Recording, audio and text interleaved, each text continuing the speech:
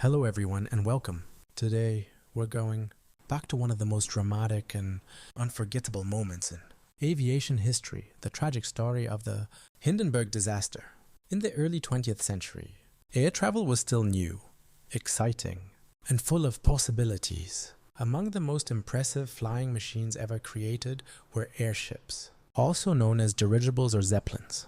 These massive aircraft floated through the sky using gas lighter than air, offering a smooth and luxurious way to travel long distances. The most famous of them all was the LZ 129 Hindenburg. Built by Luftschiffbau Zeppelin in Germany, the Hindenburg was a marvel of engineering. It was enormous, over 800 feet long, making it even longer than a modern commercial airplane.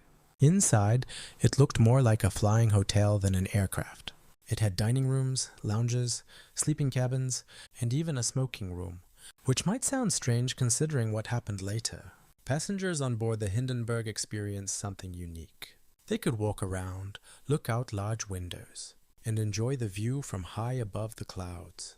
Travel between Europe and the United States, which once took days by ship, could now be done in just a couple of days in comfort and style. But behind all this luxury, there was a serious risk. The Hindenburg was filled with hydrogen gas, a substance that is extremely flammable. Ideally, the airship would have used helium, which is much safer. However, at that time, the United States controlled most of the world's helium supply and refused to export it to Germany. As a result, hydrogen was used instead, a decision that would prove disastrous. Now let's move to the day that changed everything. It was May 6, 1937. The Hindenburg was arriving in the United States after a transatlantic flight from Germany. Its destination was the Naval Air Station Lakehurst, where it was scheduled to land. On board were 97 people, passengers, and crew excited to complete their journey. As the airship approached Lakehurst, the weather was not ideal. There had been thunderstorms in the area, and the landing was delayed for several hours. Finally, in the early evening, conditions seemed good enough to proceed. The Hindenburg began its landing maneuver, slowly descending toward the ground. Crew members prepared to secure the airship using ropes. Then suddenly, something went terribly wrong. At around 7:25 p.m., witnesses saw a small flame near the rear of the airship. Within seconds, the fire spread rapidly. The hydrogen gas ignited, turning the massive structure into a giant fireball in the sky. The entire disaster unfolded in less than a minute. Flames consumed the Hindenburg as it crashed to the ground. Passengers and crew scrambled to escape, jumping from windows or running through the wreckage. Some survived, but many did not. In total, 36 people lost their lives, 13 passengers, 22 crew members, and 1 person on the ground.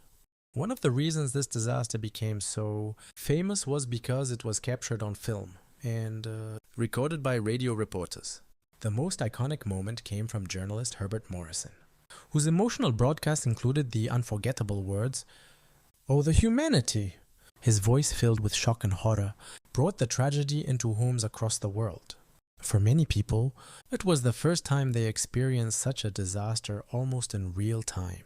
The Hindenburg disaster marked a turning point in aviation history. After the crash, public confidence in airships collapsed. Although airplanes at the time were not as comfortable or advanced, they quickly became the preferred method of air travel. The era of giant passenger airships came to an end almost overnight. But what caused the disaster? To this day, the exact cause is still debated. However, most experts believe that a combination of factors led to the tragedy. A likely explanation is that a spark, possibly caused by static electricity, ignited leaking hydrogen gas. The highly flammable gas then caused the fire to spread instantly. Some theories have suggested sabotage or mechanical failure, but no conclusive evidence has ever proven these ideas. Regardless of the exact cause, the use of hydrogen played a major role in how quickly the fire spread. The disaster also highlighted the importance of safety in engineering and transportation. It showed the world that even the most advanced technology can be dangerous if risks are not properly managed. Today, the Hindenburg remains a powerful symbol. It represents both human ambition and human error. It reminds us of a time when people dreamed of conquering the skies in a completely different way. And it serves as a lesson about innovation, risk, and responsibility. Interestingly, modern airships still exist, but they are much safer and use non-flammable gases like helium. However, they are no longer used for large-scale passenger travel like the Hindenburg once was. The image of the burning airship falling from the sky is still one of the most recognizable moments in history. It has appeared in documentaries, books, and films, ensuring that the story is never forgotten. In the end, the Hindenburg disaster was more than just an accident. It was the end of an era. It closed the chapter on luxury, airship travel, and opened the door for the rise of modern aviation as we know it today. And even now, nearly a century later, the story continues to fascinate people around the world. Because it's not just about what happened, it's about how quickly everything can change.